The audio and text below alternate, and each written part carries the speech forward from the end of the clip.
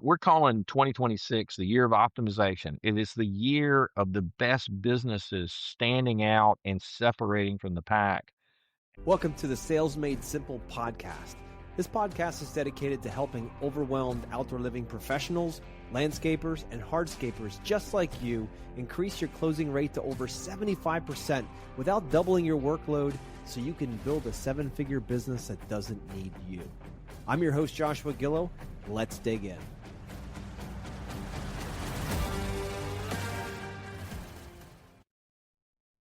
Hey, everybody. Welcome back to the Sales Made Simple podcast. This is Joshua Gillow, and today we have Greg Crabtree on. And we like to bring Greg back here about every quarter to give us a sense of where the world's going economically, what he's seeing. He's got this 100-company model, and he monitors companies from all over the place, and he sees trends. And what we really need to know as business owners is what's coming. Like, where's the, not skating to where the puck is, but where's it going? And if we can align ourselves with that, with the knowledge of people who are watching this that are much smarter than we are when it comes to economic forecasting, we can then have a much better chance of winning in this game called business. So, Greg, welcome back to the show. Yeah, thanks for having me. I always love to visit. Absolutely. Yeah. I love having you on here. You're like our crystal ball in the industry to take a look at what's going on. And so specifically for the home service professionals out there, we're landscapers, hardscapers, not the living professionals, but we're kind of lumped in around with, from a homeowner's perspective of discretionary, spending.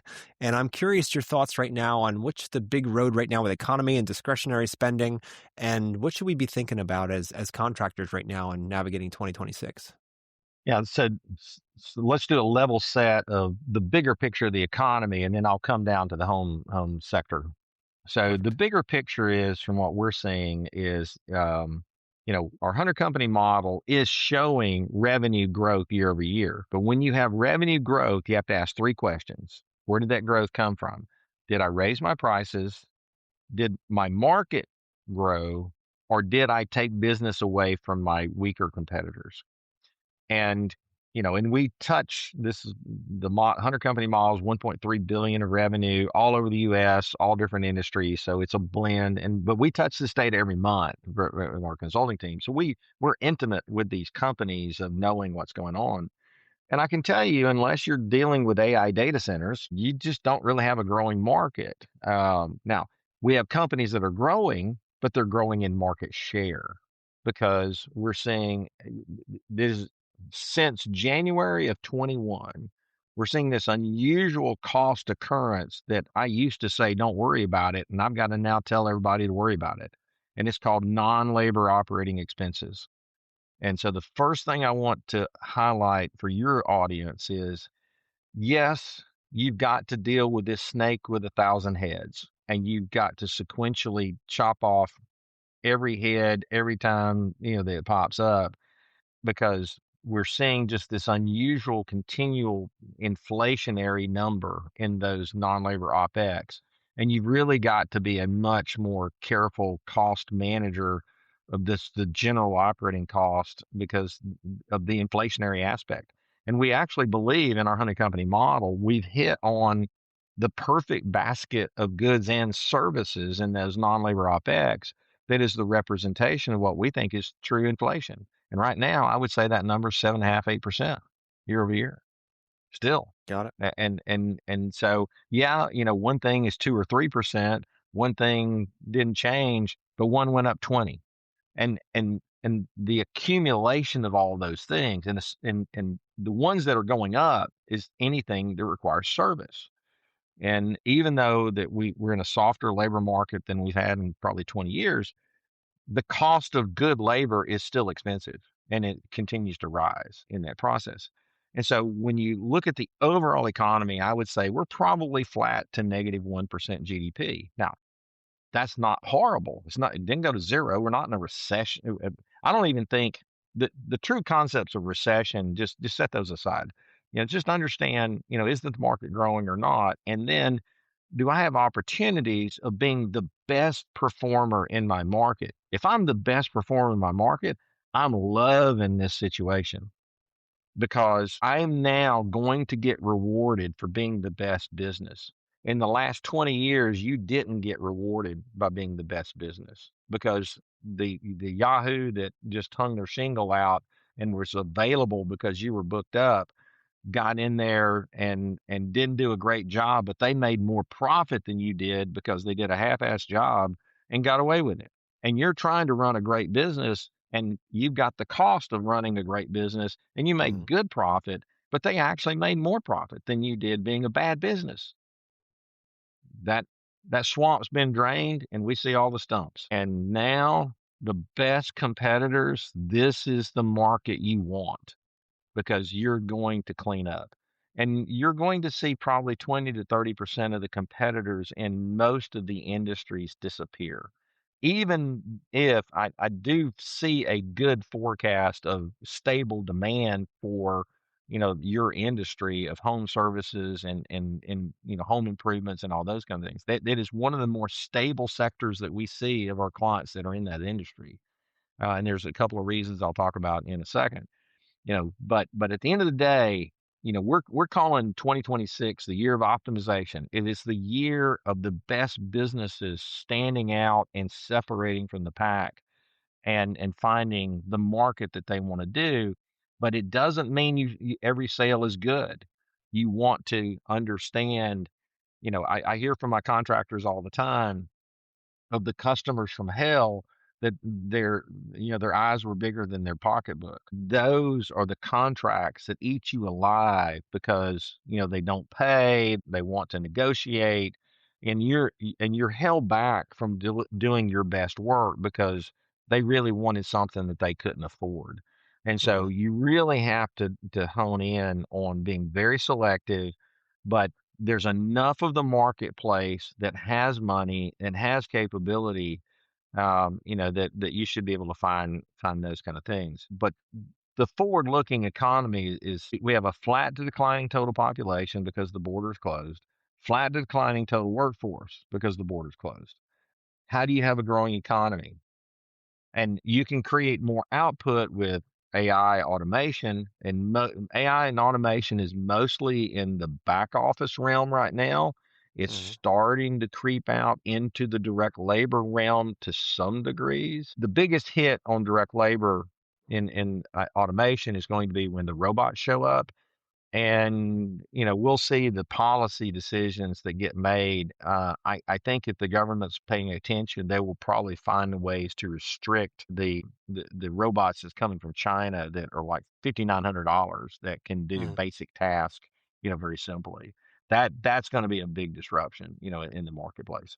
So Yep. so the forecast, basically in the big picture, I think you know, we're going to be at 0 to -1% GDP, absent of any, you know, outside influence. I mean, the war is kind of making things happen a little bit, but not as much as the media tries to make it out. Yeah, everybody's going on with life, so that war's not here. It's over there. Yes, it's affecting gas prices a little bit, but not horribly at the end of the day. And so I think there's going to be stable demand. Here's the reason why the home services sector is going to have a little extra stability. Interest rates are not coming down anytime soon. The only thing that I can conceive of that would bring interest rates down for to create more home sales of existing homes is the government have to issue a loan program, and they don't seem to have an appetite for that. So unless they do that, interest rates are going to stay up. Still, massive, massive amounts of home mortgages are at 3% or less. So Mm-hmm. people aren't going to buy a new house. Nope. They have an insatiable desire to fix up the house that they have. This is a big advantage for the outdoor landscape people because you don't want the people buying existing homes because they are short of budget to do landscaping projects when they buy a new home and trade up. They have more outdoor landscape budget if they're fixing up the house that they're already in Mm-hmm. in that process, and they're more stable. There's more access to them. Now you're still having to, if you take the consumer marketplace, the bottom 60% of the taxpayers, wage earners, they don't have any extra money. So stay away from that. That's not your market. Learn how to spot those people, and the top 40%, more likely the top 20% of the wage earners. That's your target market to do projects.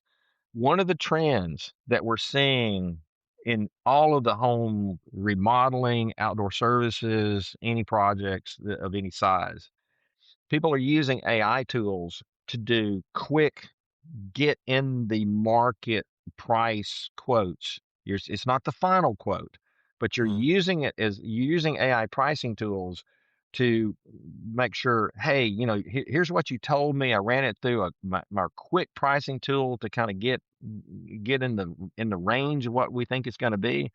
Hey, this is going to be $30,000. I mean, is that what you're thinking, or and you probably had some discussions already with the customer. They're thinking 15,000, and what they're wanting is 30. yep. And that that early pricing tool does two things. Number one, it gets you into a market value discussion, not time and materials. Yes. And if you bill on time and materials, as we say, time and materials or billing hourly, same difference. You're giving away your expertise and you're charging for your ignorance. Hmm. And I like so that. so yeah, Yeah. and you know this from being in the industry so long, the good companies that can give fixed price quotes and perform to that quote, they're making the most profit. The Yep. companies that don't do a good job on quoting, don't do a good job of managing to the quote. And when I say manage to the quote, you don't win unless you beat the quote. If you meet the quote, you've lost. You've underperformed. Hmm. So realistically, the companies that consistently are top level profitability in your industry are the companies that give hard quotes of a market value. They do good work, they do it right the first time and have very little to no callbacks, and they get done under budget. Yeah. But meeting budget is a loss in Yeah. that process. I love that you bring that up, Greg, because it's something that we teach in the Core 10 book and also in our classes, the idea that if we need to talk about budget early in our relationship with our customer, we need to make sure that we're playing the right game, the same game on the right field, right? So it's Absolutely. it's very important. And I know for contractors, that's a hard conversation to have. There's a lot of uneasiness around it. They're afraid they'll shoot high or low or whatever it might be, or they just don't know. And the problem is that they line themselves up for, walking on a landmine later when they don't talk about it. And eventually the design comes out of proposal and it's a big shocker. They thought 15, you've Yeah. said 30, not going to work. Right. So having that conversation early, and that's so important, listeners, to be able to have that conversation effectively and accurately early, because you're setting an expectation for this entire Yeah. relationship, whether it can move forward or not. Well, and here's the thing. If your first step of quoting a project is putting all the details in your pricing spreadsheet, you're never going to charge the market value. You mentally can't get up to the market value.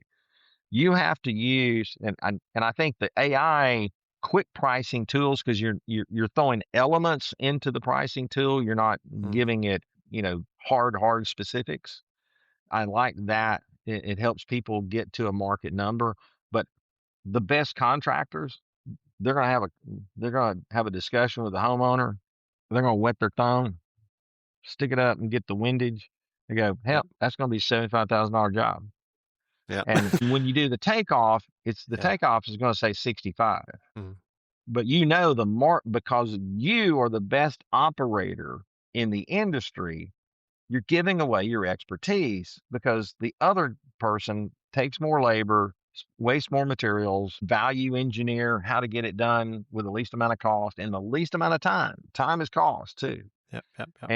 And so that's really where I see, we work really hard with getting people, hey, write down the market price somewhere, put it in your spreadsheet before you do the hard takeoff. And then you do the takeoff. That's the great second step. Absolutely. But it's not the I love first it. step. I love Yeah. that. No, it's definitely true. Now, you mentioned before about the best businesses, the ones that are in that upper 40, serving the upper 40%, and the ones that are going to stand out now because of them being the best business. What are they Mhm. investing in? How would you define best business? What are they investing in right now? What is the best thing for, especially home service companies? What makes the most sense right now? Well, I mean, I think, you know, I, I think they're focused on doing a better job of scheduling resources than the person that just takes what comes. Hmm. And so it's a concept that we learned from the dental industry where if you go to a dentist, and get your teeth cleaned, I mean, teeth cleaning, yeah, your teeth needs to be cleaned, but it's just a mining for high value opportunities, because, Literally, yeah, they're and drilling. and and people don't realize this, but dentists leave gaps in their calendar for high value procedures that are found with short notice. Mm, And so they don't release those gaps until 24, 48 hours, right before, okay, well, we haven't run across a root canal or run across mm, cosmetic dentistry. Yeah. And then they'll fill it in. And so when they do your hygiene appointment, if you need a filling, a couple of weeks out, it's not urgent. If you need cosmetic dentistry or root canal, it says, hey, we got an opening this afternoon at 2 o'clock. If you want to stay around, we can knock that out. mhm, And they don't want to let you get out of the chair without making a commitment of very near time, getting that high value appointment in. And so I really think the best businesses do not 100%, even though they're busy, slammed to the wall, they're they're scheduling, leaving gaps for weather, other delays. And then here's here's well, the first key in outdoor, work: get out of the yard quickly in the morning and play through the whistle in the evening. I, mm, I mean, I cannot stress how those two elements will add 50% more to your bottom line if you just can create that work culture. But the second piece that puts you in the upper category is the people that are good at pulling projects from the future to the present when a gap occurs and you get blocked on a job. Okay, well, what can I slide into that slot? Because mhm. actually, you make the customer happy when you speed up the job. Oh yeah. Yeah, we're going to get to that 2 days earlier. That's a win for Mhm. everybody. But how many times does your work crews find a way to kind of take a couple hours off on your pay?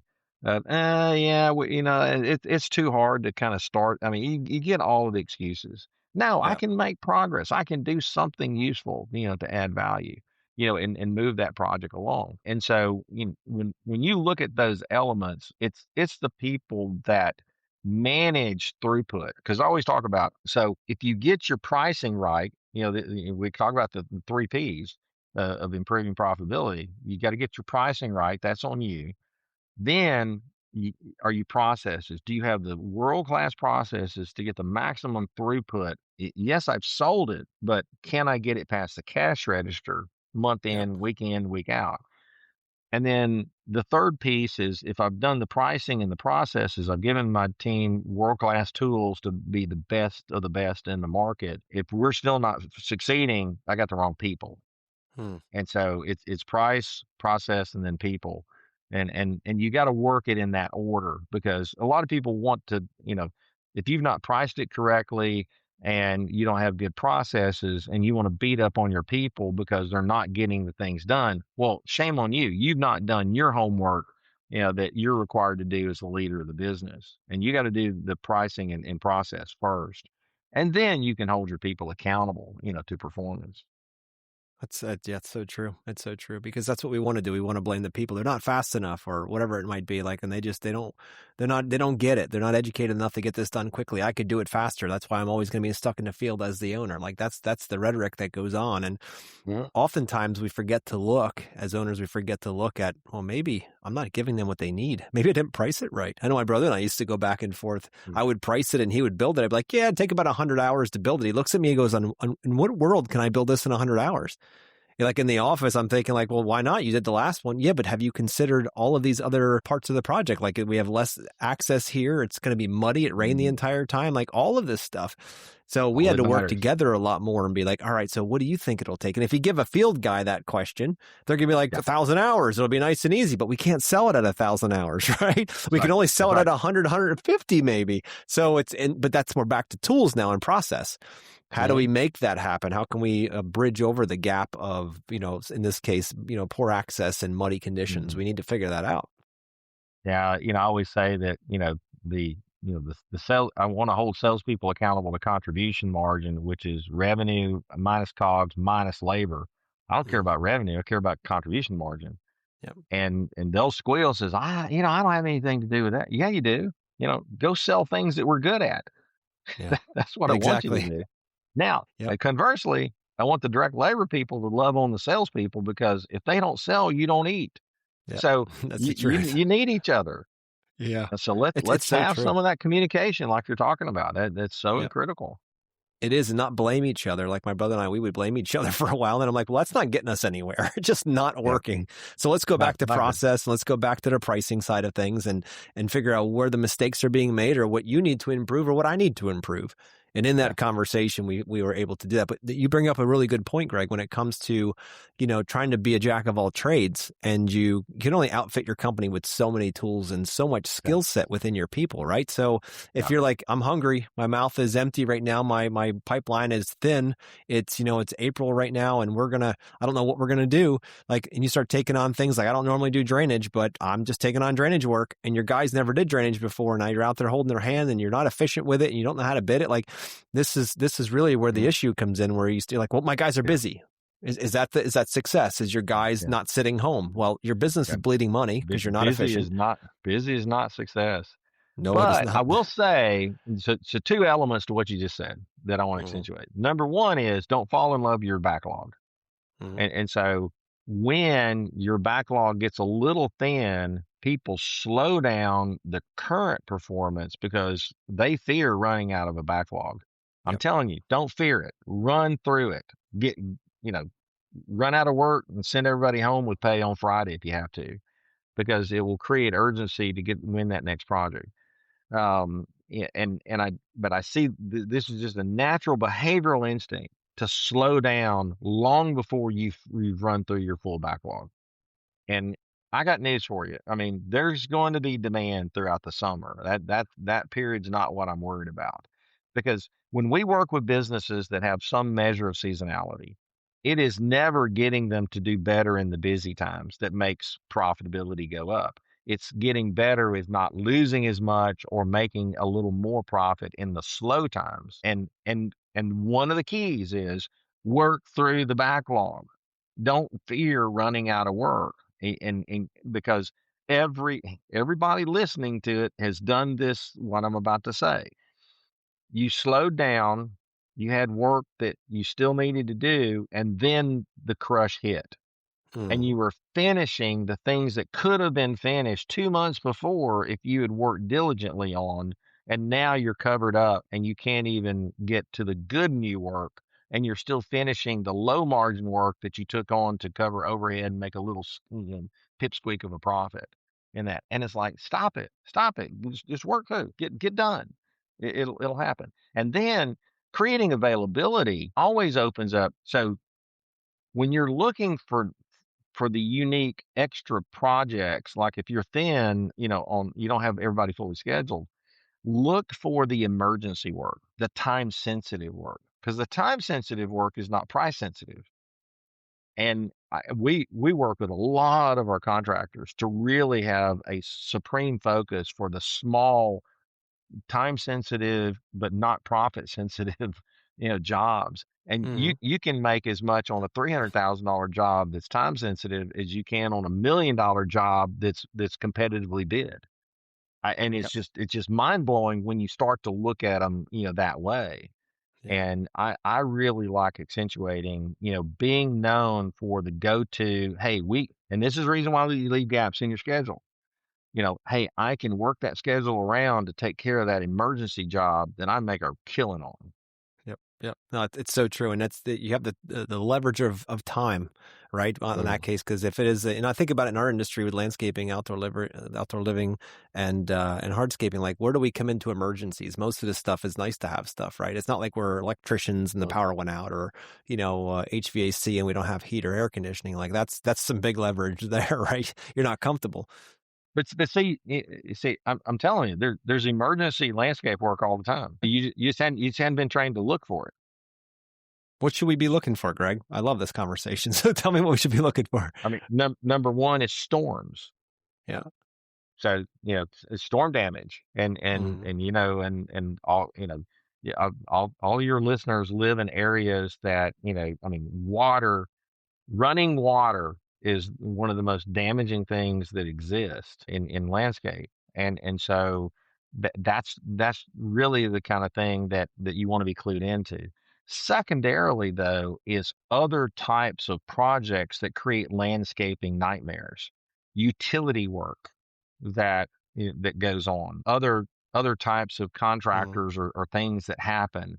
And so once again, it's like I've been telling people to do this, in terms of getting prepared for robotics. Spend the next 2 weeks tuning your eyes to looking at the world around you and asking yourself this question of everybody that you look at: can that job be done by a robot in reasonable near future? And you'd be shocked at how many jobs that can be. I mean, it is shocking. yeah. And this is the same kind of thing. Tune your eyes to driving around in your normal course of things and look for people enduring a bad landscaping situation that if somebody was available and willing to go fix that like that, put sod down, take care of reworking, the dirt, and those kind of things. You'll make an outsized margin, on a quick little job. You'll make more money on a third of the revenue if you would for just a traditional competitively priced job. I love that. That's good. It's all about awareness, right? And starting to look That's through with right. different Exactly. eyes. And that's some great guys. I hope you're taking notes here. This is good stuff. It might not sound sexy like big, fancy outdoor living projects, but maybe it's drainage, maybe it's replantings, maybe it's sod to his point, and you can make a massive margin on that stuff because you can do it now. So it goes and with a market that is not explosively growing, you've got to really hone in on what we call the simple numbers, business strategy. Takes three things to be successful in business from a business strategy in any industry. Figure out what the market needs, find a way to do it profitably, and then I tell everybody about it. And Hmm. so once you tune your eyes, it's not about selling the market what you do. Your job as a business is to figure out what the market needs. Hmm. And when you are selling into a need, it is a much easier sale than trying to convince somebody to buy something that they're on the fence about. Amen. Amen to that all day long. Yeah. Oh, Greg. So what should we be doing right now to prepare for the rest of 26, as contractors? What should we be thinking about here as we roll out the year? Well, I would say I'd say you got a 30 to 60-day window to kick it into high gear of production to get the existing backlog and projects cleared out for the high season. So you don't wait for the high season demand to hit. You really got to get your crews to clear that backlog. And even if we run out of backlog before the sales catch up, don't worry about it. It's going to happen. And then, you really just have to look at your marketplace and say, are we effectively reaching out to that? More importantly, the top 20% of the wage earners is our best market. They're least price sensitive, and they're going to have a bigger budget, to do. But the one of the challenges though, and I think, what you do, helps everybody. But I mean, we're saying, marketing is in just a state of a hot mess. What used to work is not working, anymore. Google AdWords are more expensive than ever and producing the least results ever. And so you probably got to re-dig in to come up with what marketing strategy. You got to refresh your marketing strategy in the current marketing tools environment to say, okay, how do I get out there and get known? And even though I'm busy, you're going to have a back end lull if you don't get actively out there and push the market, and get leads coming to you. I mean, yeah, everybody, kind of turns down their marketing, during the busy time because we're busy. I mean, I don't need, Yeah. I don't need more leads. Yeah, you do. Yeah, you just need to keep marketing. More importantly, you got to kind of reset and reanalyze what works in the current, and just don't keep spending money on marketing that's really not working. Save that powder and do something different. Yeah. Yeah, exactly. And be watching your KPIs and see if you're actually getting a return, if it's actually working or if it's just the way you've Yeah, always done it. Right. And to yeah. be really challenged and changed as the world changes. So, oh, Greg, I appreciate you always coming in here and giving us a crystal ball look. And I'm excited for our next episode here. Listeners, we're going to jump into Greg's forecast for the next 3 to 6 months here, economically and for our industry, and get a sense of what we should be preparing for. So, Greg, thank you for coming on. And guys, I look forward to chatting next week.